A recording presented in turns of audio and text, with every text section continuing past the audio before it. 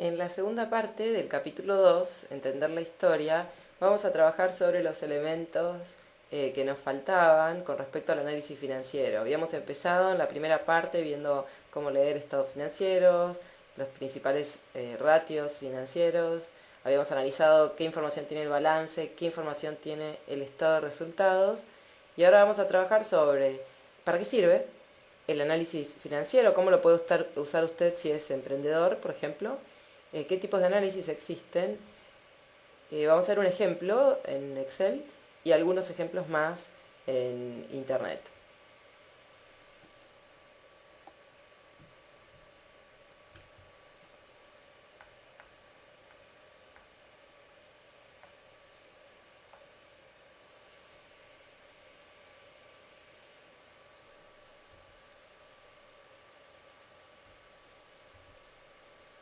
¿Para qué sirve el análisis de estados financieros?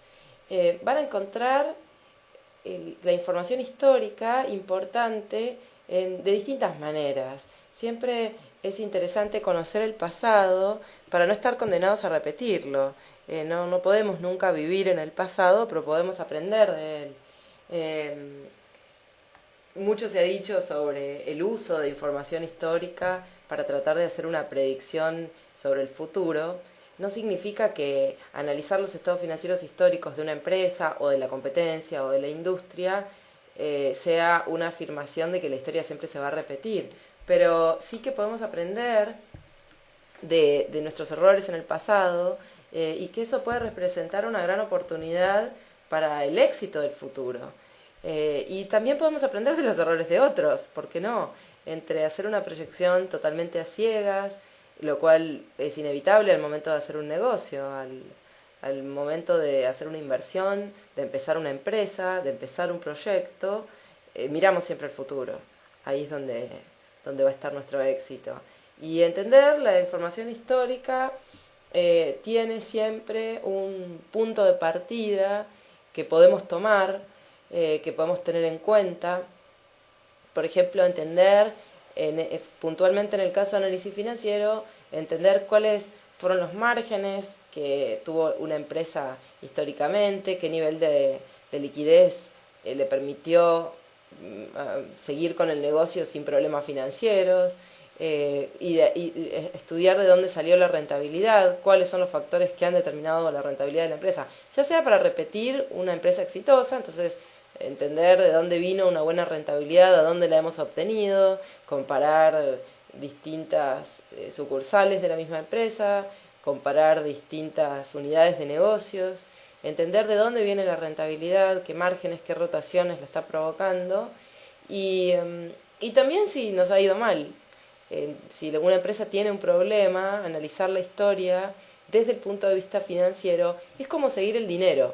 Seguir el dinero nos permite identificar muchas veces problemas que están detrás, son como luces de alerta, a donde después tenemos que estudiar las causas de esos problemas y entender la relación entre el motivo que dio lugar a, por ejemplo, una reducción en la rentabilidad de una compañía, una reducción en sus ganancias, una reducción en sus rotaciones, y a partir de ahí tratar de corregirlo para el futuro.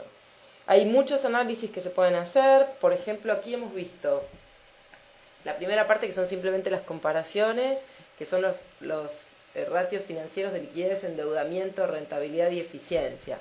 Si una empresa cotiza en bolsa, comparando el precio de mercado con distintas cosas, por ejemplo, price earnings, price book value, price sales, se pueden calcular otros ratios. Si usted es un emprendedor y tiene una empresa nueva o un startup que no cotiza en el mercado, probablemente se va a enfocar simplemente en los primeros 4. Y después se pueden complementar estos con otros análisis, por ejemplo, los análisis financieros de igual tamaño establecen un parámetro, un estándar para las ventas, a donde las ventas se setean iguales al 100% y entonces todos los costos y gastos se calculan como un porcentaje de estas ventas. Entonces puedo comparar los balances de una empresa pequeña y una empresa más grande o de dos unidades de negocios diferentes, porque los llevo a los estados financieros a la misma escala. Eso permite la comparación. Para los activos el caso de las ventas era en el estado de resultados, ¿no? Y para los activos en el balance, tomamos el activo total, lo seteamos como un 100%, y entonces el resto de los activos van a ser un porcentaje del total. Por ejemplo, para determinar si una empresa tiene, no sé, un 50% de sus activos en inventarios, o tal vez tiene 0% de sus activos en sus inventarios, Google, por ejemplo. No, va a ser completamente distinta a Walmart.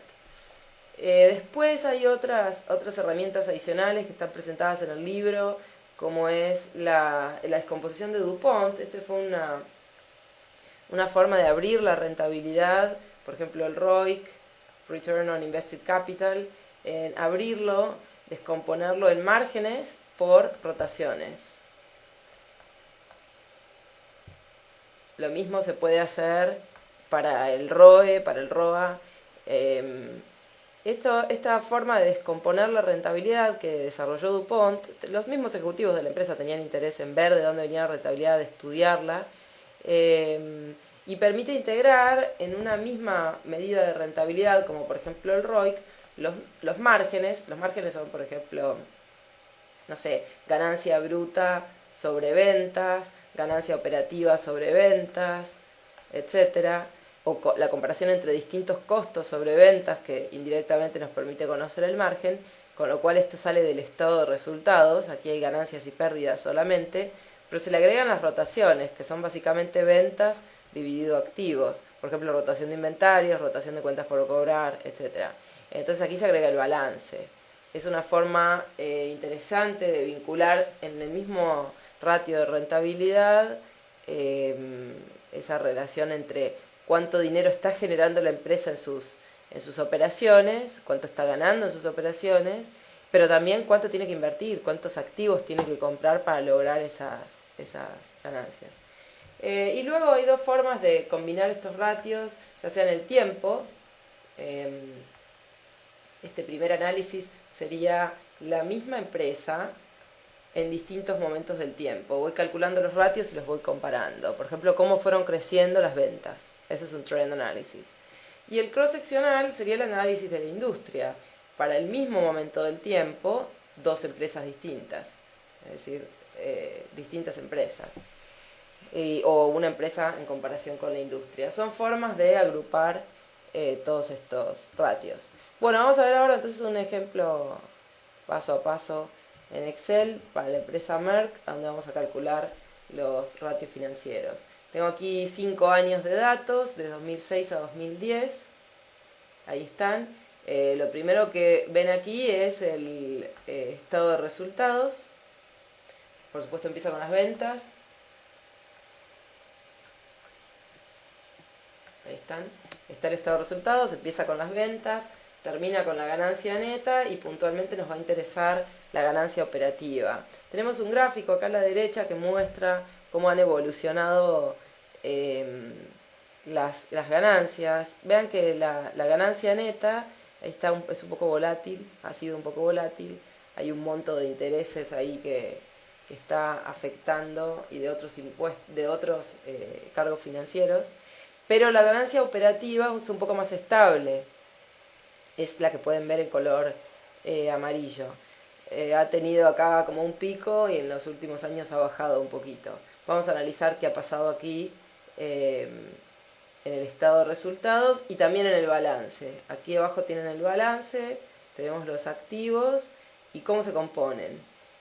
Por ejemplo, lo que ven en azul, que es tal vez la porción más importante, son activos no corrientes.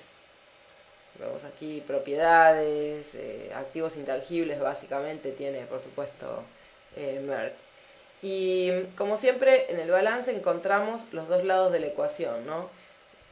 105, por ejemplo, de este lado, 105 de este otro lado. Ahí ya encontramos la ecuación patrimonial. Lo que está más arriba es de corto plazo, lo que está más abajo es de largo plazo. Un análisis que podemos hacer es comparar cómo han evolucionado, qué tan líquidos están siendo o han sido en el tiempo los activos de esta empresa. separé aquí abajo los distintos tipos de ratios financieros. Voy a empezar con los márgenes. Para construir los márgenes voy a tomar solamente elementos del estado de resultados y todos van a tener la misma forma. Van a ser distintos tipos de ganancias dividido ventas. Por ejemplo, el gross margin va a ser la ganancia bruta dividido ventas. El margen operativo va a ser la ganancia operativa dividido ventas. El margen neto va a ser la ganancia neta dividido ventas. Lo que quiero ver es cuál es el porcentaje de cada dólar que vende la empresa, cuál es el porcentaje que le queda en ganancias. Bueno, voy a empezar aquí. Son simplemente divisiones, no es muy complejo calcularlas. Voy a empezar con el margen bruto. Tomo la ganancia bruta del estado de resultados. Aquí 16.000 dividido ventas.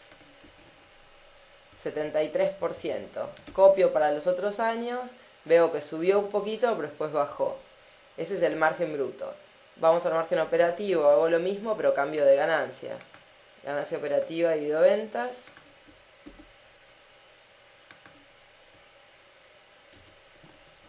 $16%. Subió un poquito y luego bajó. Va siguiendo más o menos la misma tendencia. Y margen neto. Va a ser la ganancia neta.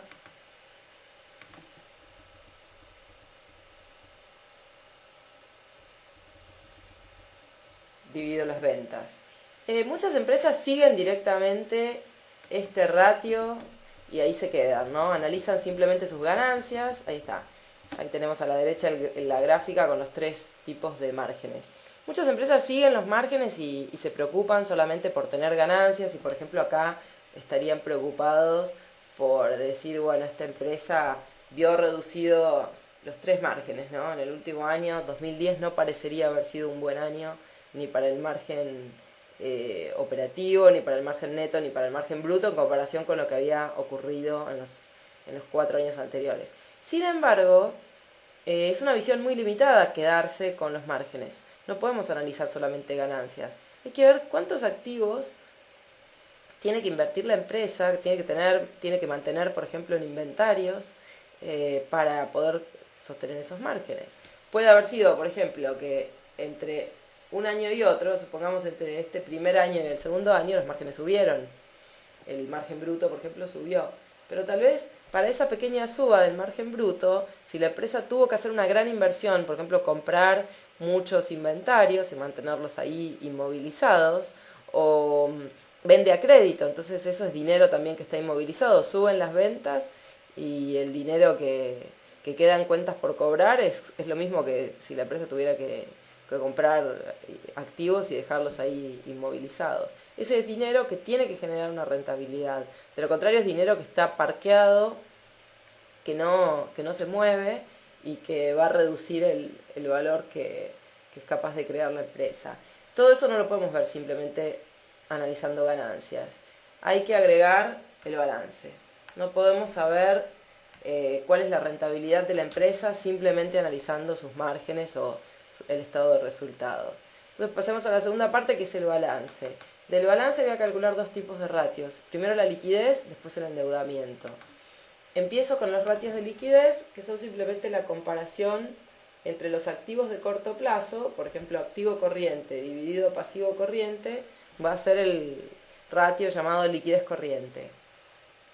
Y aquí el quick ratio, o un test un poco más ácido, más severo, va a ser el activo corriente menos los inventarios o los activos que están considerados más difíciles de vender dentro de los corrientes, dividido el pasivo corriente. Lo voy a calcular para Merck.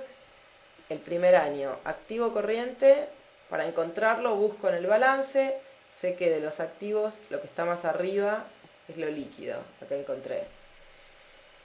Total del activo corriente dividido pasivo corriente. Dentro del pasivo me acuerdo que siempre el pasivo está expuesto según el orden de exigibilidad, entonces las obligaciones que son exigibles más rápido van a estar más arriba. Ahí está. 1,20. ¿Qué significa este número? Que que por cada dólar de deuda que la empresa tiene que pagar dentro de los próximos 12 meses, cuenta con un dólar 20 en caja, o en algo que puede rápidamente convertir en caja. Es decir, alcanza para pagar. En principio, fíjense que si el ratio se mantiene superior a 1, estaríamos diciendo que no pronosticamos que haya problemas financieros, por lo menos en los próximos 12 meses, ¿no? Sería como una luz roja que fuera al revés, que no alcanzara los activos corrientes para pagar la deuda. Podemos hacer un test más severo, que sería decir, bueno, voy a comparar el activo de corto plazo, que estaría aquí, 15.000, con la deuda de corto plazo. Pero dentro del activo de corto plazo, si miro un poquito más arriba, bueno, primero hay cash, eso seguro que es dinero, así que no tengo problema. Cuentas por cobrar, inventarios. Si miro un poquito más arriba y analizo cuál es la composición de los activos de corto plazo, para hacer una prueba más severa voy a quitar los que están más abajo, los inventarios típicamente y los otros activos corrientes. De modo de decir, bueno, me quedo solamente con lo que es caja, y eso es lo que comparo con la deuda de corto plazo. Esta es una prueba más conservadora para ver en caso de que no pueda vender mis inventarios. Y bueno, de hecho acá me queda inferior a 1, es decir, no alcanza el dinero en los primeros años y después mejora. Bueno, en los libros clásicos de finanzas se suele decir que un test de liquidez ideal debería dar 2, ¿no? Liquidez corriente, 2, que significa que por cada por cada $1 de pasivo corriente, o sea, pasivo que la empresa tiene que pagar en el corto plazo, cuenta con 2 en activos. A mí no me gusta esa clasificación de decir que la liquidez tiene que ser 2, porque bueno, depende del tipo de industria, depende de la posibilidad de la empresa de tener crédito de corto plazo, y de hecho una empresa con una liquidez demasiado alta puede tratarse simplemente de una empresa ineficiente que está acumulando pilas de dinero en efectivo que no usa y que está quedándose en bancos o con muy bajo rendimiento, que los accionistas, si ese dinero fuera devuelto, podrían emplear de una mejor forma. Entonces a veces algún gerente que baja la liquidez puede estar siendo eficiente, simplemente hay que ver si por el tipo de empresa, de actividad que tiene, ese dinero alcanza para cubrir las obligaciones de corto plazo. Y si no alcanza, por ejemplo, como en este caso, los ratios inferiores a 1, bueno, hay que hablar con los bancos a ver si hay posibilidad de refinanciar esa deuda de corto plazo, porque tal vez con buen acceso al crédito, autorización para girar en descubierto, por ejemplo, esto no es un problema. Como ven, los ratios de liquidez se calculan a partir del balance. Tanto el numerador como el denominador salían del balance y por lo tanto son inestables. No saquen por favor nunca una conclusión demasiado dramática con respecto a la liquidez y digan, por ejemplo, me preocupa que la liquidez es inferior a 1 en este año, porque esa es la foto del 31 de diciembre de ese año. Hay que ver después qué pasó en los años siguientes. Todos los ratios que se calculan solamente a partir del balance son una foto del último día, cuando se hace el arqueo de la caja, se ve el saldo bancario, se cuentan los inventarios. Lo mismo nos va a pasar con el endeudamiento, porque en el endeudamiento, que son los ratios que tengo más abajo, también vamos a usar solamente elementos del balance. Lo que queremos saber es si la empresa está endeudada. Entonces, para saber si la empresa está endeudada, tomamos la estructura patrimonial. Si esto es la deuda, la puedo comparar con distintas cosas. Puedo compararla con la cantidad de equity o patrimonio neto, o puedo compararla con la cantidad de activos. Entonces ahí tengo distintos ratios. Por ejemplo, si esta empresa tuviera $50 de deuda y $50 de equity y los activos por lo tanto fueran 100, yo acá puedo calcular dos relaciones. Deuda equity me va a dar 1, porque por cada $50 que pusieron los accionistas, también el banco puso 50. En cambio, para la misma estructura patrimonial, la otra relación deuda-activos me va a dar el 50%. Hay $50 de deuda por cada 100 de activos. Son dos formas de ver la estructura patrimonial. Lo importante es ver cómo evoluciona cada uno de ellos en el tiempo. Bueno, analicemos para Merck. Voy a tomar la deuda. Algunos toman la deuda de largo plazo porque es más estable. Yo voy a tomar la deuda total del balance dividido el total de activos.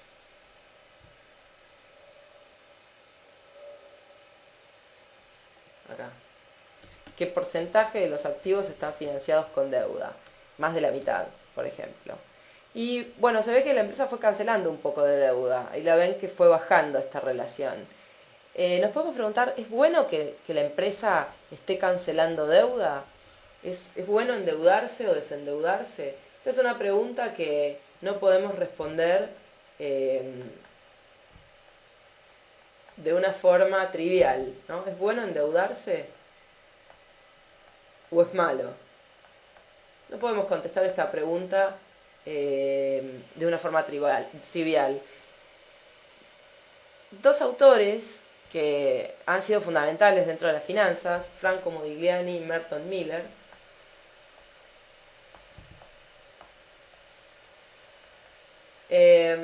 ganaron un premio Nobel por estudiar esta pregunta, por analizar qué le pasa a una empresa cuando se endeuda. Hay muchos empresarios que se sienten aliviados cuando cancelan deuda y se ponen nerviosos cuando la deuda aumenta, ¿no? El apalancamiento agrega riesgo a la empresa, agrega riesgo al accionista, pero justamente el apalancamiento hace como palanca, impulsa la rentabilidad, es el efecto palanca. El acceso a deuda permite a una empresa tener capital, por ejemplo, para crecer.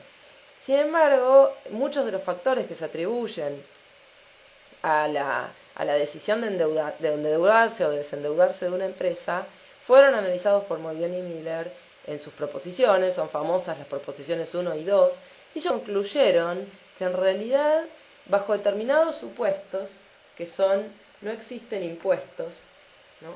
Ante inexistencia de impuestos, ante inexistencia de costos de transacción y costos de quiebra, entonces el endeudamiento es irrelevante.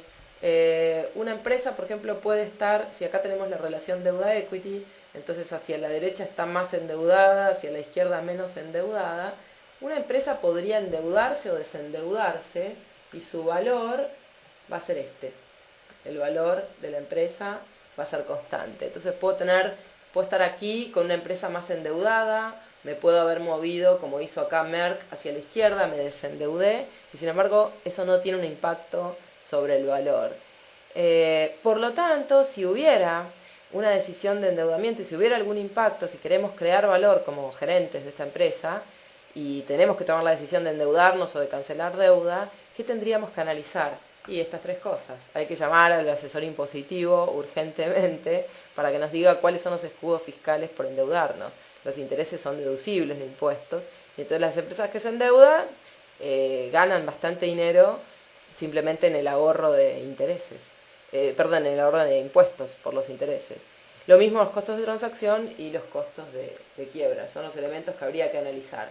Pero fuera de eso, Modigliani y Miller mostraron que no hay ningún otro motivo por el cual una empresa puede considerar que está mejor o está peor porque está más o menos endeudada.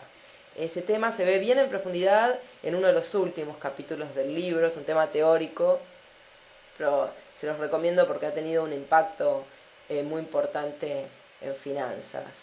Tanto que algunos libros de finanzas consideran el año 58, donde Modigliani y Miller publican sus proposiciones, los consideran como formalmente el comienzo de las finanzas, como una disciplina separada de la economía, ¿no? Esa fue una década muy productiva, a donde empieza Harry Markowitz en el año 52, publica su teoría de portafolios, después a mediados de los 60, 64, 65, aparece William Sharpe y Traynor con el CAPEM, Lindner también, en el 58 Modigliani y Miller. Es una década entre mediados de los 50 mediados de los 60 que empezaron a aparecer todos este cuerpo de conocimientos que, bueno, evidentemente eran un poco distintos que la economía tradicional y ahí es como que se considera que empiezan las finanzas.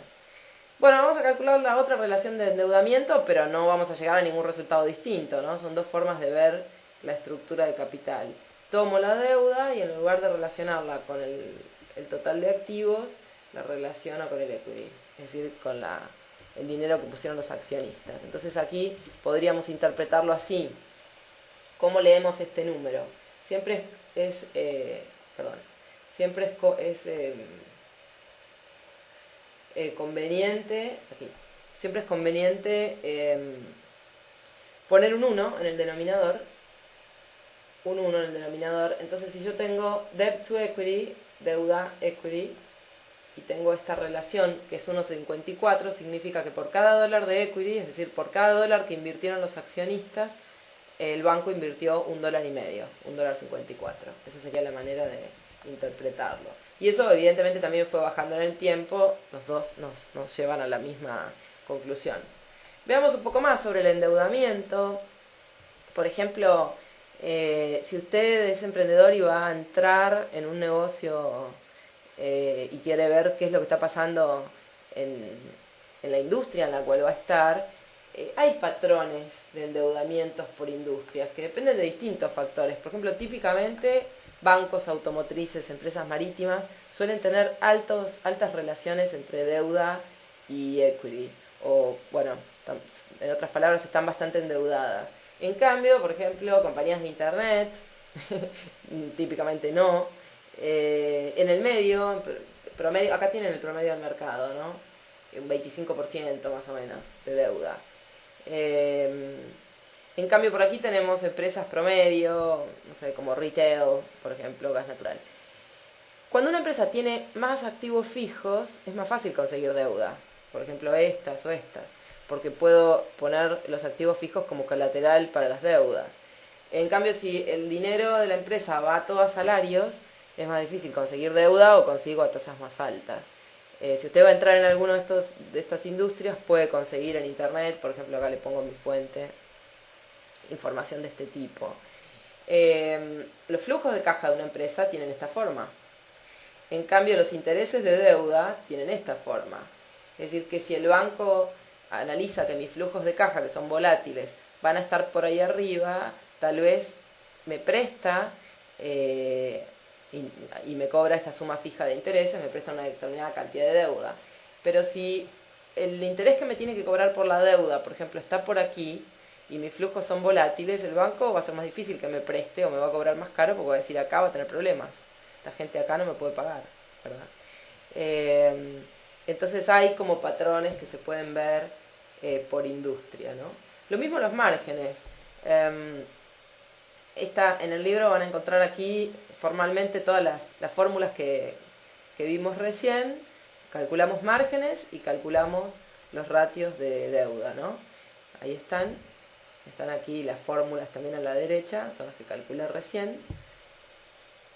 Pero los márgenes también siguen un patrón por industrias. Por ejemplo, empresas como, no sé, retail, tienen márgenes bajos. Sus ganancias vienen sobre todo del volumen. No es lo mismo vender azúcar que vender un Rolls Royce en términos de márgenes, ¿no? E-commerce, procesamiento de comida, tienen bajos márgenes. En cambio, servicios de telecomunicaciones, televisión por cable, distribución de petróleo y gas, suelen tener márgenes más altos.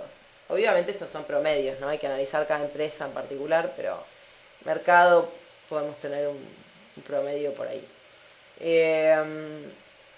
Nuevamente aquí abajo están mis fuentes. Bueno, vuelvo a la empresa. Tenemos entonces márgenes que hemos calculado a partir del estado de resultados. Tenemos liquidez y endeudamiento que hemos calculado a partir del balance. Ahora combinamos y calculemos la rentabilidad. Los ratios de rentabilidad, todos van a salir de preguntarnos cuánto ganamos en el numerador dividido cuánto invertimos para lograr esa ganancia. Por lo tanto, el numerador va a salir siempre del estado de resultados, va a ser alguna de las ganancias, y el denominador va a salir del balance, va a ser algún grupo de activos del balance.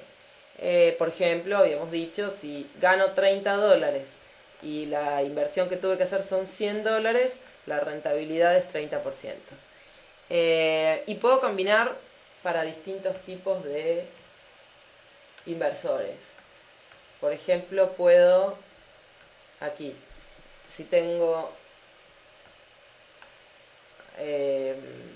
los accionistas, la ganancia de los accionistas es la ganancia neta.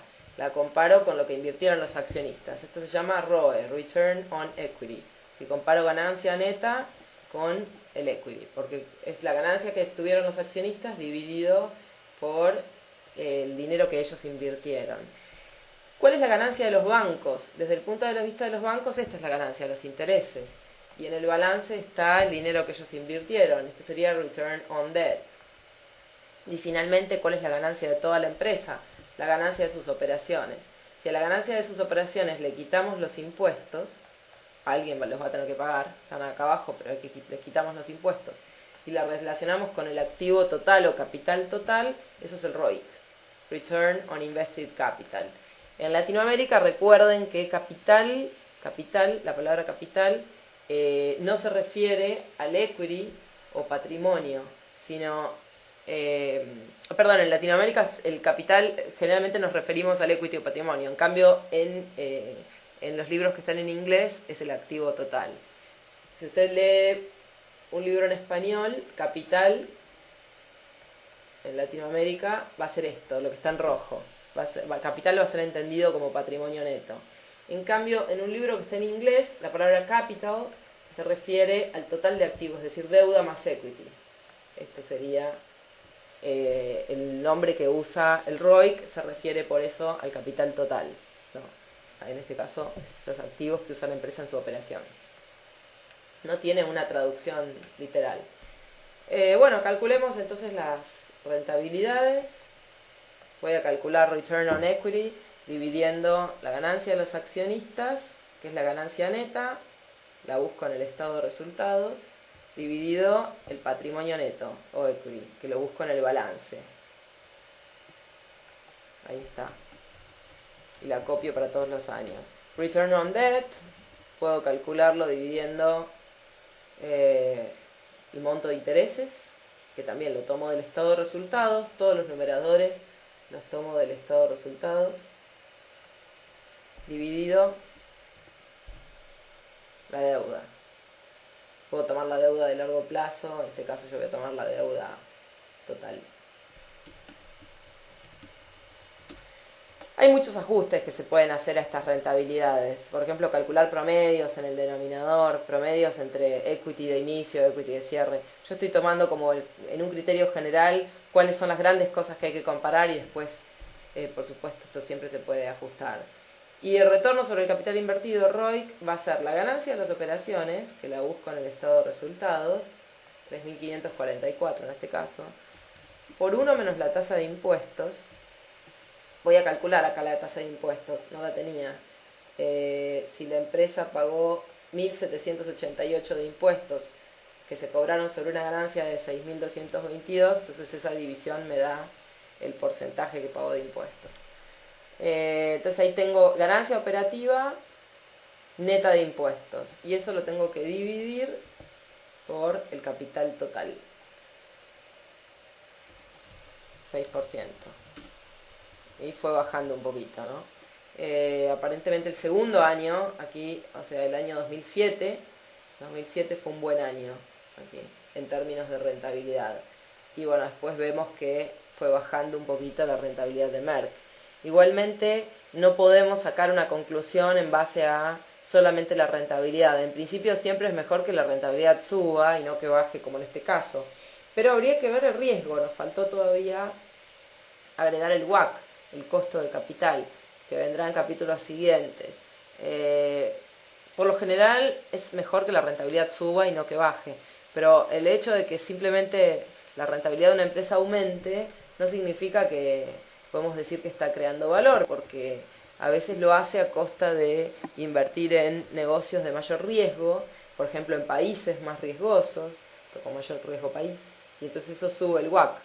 En definitiva, para saber si a sacar alguna conclusión sobre la rentabilidad, lo que tendríamos que hacer es comparar el ROIC y el WACC, es decir, cuánto rinde el capital y cuánto cuesta el capital. Entonces, si por ejemplo aquí tenemos un 11%, que es lo que rinde el capital, y el costo de capital, que es la tasa que me cobra el banco, más la tasa requerida por los accionistas, es un promedio entre las tasas de rentabilidad requeridas por los bancos y accionistas. Si el capital cuesta 10%, entonces esta empresa estaría creando valor. Ahora, si el capital cuesta 18%, esta misma rentabilidad de 11 pasó a ser mala, no es suficiente para cubrir las rentabilidades requeridas por los inversores. Es decir, que analizamos aquí rentabilidad, pero hay que agregar siempre esa variable que sale de afuera, que no está en los estados financieros de la empresa, porque es un costo de oportunidad, ¿no? Es un costo de oportunidad, y por eso entonces no está presente el WACC en los estados financieros, no lo vamos a encontrar aquí. Vamos a las rotaciones. Todas las rotaciones se van a calcular a partir de ventas dividido algún activo. Esto va a ser la rotación. Las ventas obviamente van a salir del estado de resultados y los activos del balance. Aquí nuevamente combinamos. ¿Qué activos pueden ser? Bueno, por ejemplo, si pongo inventarios dividido ventas, eso va a ser la rotación de inventarios. Si tomo cuentas por cobrar dividido ventas, eso va a ser la rotación de cuentas por cobrar. Puedo tomar todos los activos divididos las ventas y ahí tengo la rotación de activos totales. La idea es ver con el dinero que tengo invertido en máquinas, en inventarios, cuánto estoy logrando de ventas. Y esto es importante porque si analizo márgenes solamente costos y gastos, me voy a estar olvidando de las inversiones. Y a veces algunas industrias necesitan capital intensivo, son industrias en las que, por ejemplo, hay que hacer un tendido de redes, hay que comprar, no sé, aviones, o máquinas o muchos activos fijos, y entonces simplemente trabajar con los resultados, trabajar con los márgenes, olvida todo esto que fue al balance. Aquí estoy poniendo presión sobre los activos que he comprado, no son una pérdida, son activos, pero los he comprado y es dinero que está inmovilizado. Tienen que estar generando ventas, no pueden estar quietos improductivos. Si la empresa está en problemas, por ejemplo, lo primero que puedo hacer es tratar de bajar costos. Pero cuando se me acabó la imaginación para bajar costos, me conviene ir al balance y ver cómo se están usando los activos. Tengo espacio en las oficinas que se puede alquilar porque no lo está usando nadie, o se alquila y que empiece a generar rentabilidad de ese espacio. Tengo computadoras que no se usan, las pongo en eBay y las vendo. No son una pérdida, no van a estar en el estado de resultados, son computadoras que están tal vez en desuso, pero es dinero que es de la empresa y que está inmovilizado, que está siendo improductivo. Bueno, calculo acá las rotaciones. Empiezo con la de inventarios. Tomo las ventas que están en el estado de resultados, era la primera línea, y las divido por los inventarios que están en el balance. Luego hago lo mismo para las cuentas por cobrar. Tomo las ventas nuevamente para el numerador y las divido por las cuentas por cobrar, que las saco del balance. Aquí. Fíjense que la empresa ha sido menos eficiente en su rotación de inventarios, ¿no? Ahí tenemos una explicación de por qué ha bajado la rentabilidad. Y también ha sido menos eficiente en sus cobranzas. Han bajado la rotación de cobranzas. Y si tomamos los activos totales, hacemos ventas dividido activos totales, esto probablemente también empeore. Ahí está, así es, efectivamente. Y bueno, por último, si tuviéramos, como es en este caso, el precio de las acciones, el dato del precio de las acciones, podríamos calcular las ganancias por acción y el precio dividido las ganancias. Tenemos que tomar siempre el precio al momento de hacer la evaluación, ¿no? Que coincida el momento del balance con el precio de mercado. En este caso solamente estoy trabajando con el balance, así que lo dejo simplemente planteado. Los ratios de mercados van a ser los siguientes. Earnings per share es tomar las ganancias, que las tomo del estado de resultados, y el número de acciones. Por ejemplo, aquí están informados, ¿no? deben estar en millones, ahí está. Y price earnings, el ratio que está abajo, necesito también el precio, no lo puedo hacer a partir de simplemente los estados financieros. Voy a tomar el precio de mercado de las acciones dividido las ganancias. El precio lo saco del mercado, las ganancias las saco del estado de resultados. Este es el ratio price earnings, ¿verdad? Bueno, con eso entonces tenemos una idea sobre qué es lo que está pasando en la compañía. Hemos calculado liquidez, endeudamiento, rentabilidad, eficiencia, y bueno, estos son los ratios clásicos. Si por ejemplo buscan en fuentes de internet como Morningstar, van a encontrar los key ratios con el mismo formato. Muchas fuentes de internet presentan informes financieros de esta forma. Rentabilidad, ven aquí están los márgenes. Aquí hay otra pestaña con Financial Health, que ahí van a estar la liquidez y el endeudamiento. Efficiency, ahí van a estar todas las rotaciones. Y después también van a ver que hay siempre alguna idea de crecimiento, para el cual hay una grabación específica, porque es un tema muy importante. Entonces hay una grabación entera sobre cuánto crece una empresa, cómo estimo la tasa de crecimiento de ventas. Bueno, muchas gracias. Dejo un par de lecturas sugeridas. Un libro de análisis financiero para managers, que es fácil, pero tiene EVA y está integrado con la creación de valor, con Economic Value Added, por lo cual a mí me gusta ese libro. Dejo otro capítulo también de un libro de Gallagher, que es muy práctico, es gracioso, está en inglés solamente, pero creo que ese capítulo es muy bueno. Y bueno, por supuesto, esta grabación correspondía al capítulo 2 de Finanzas para Emprendedores. Soy Florencia Roca, muchas gracias. Pueden contactarme por Facebook a la página F Emprendedores, o simplemente Finanzas para Emprendedores. Gracias, hasta la próxima oportunidad.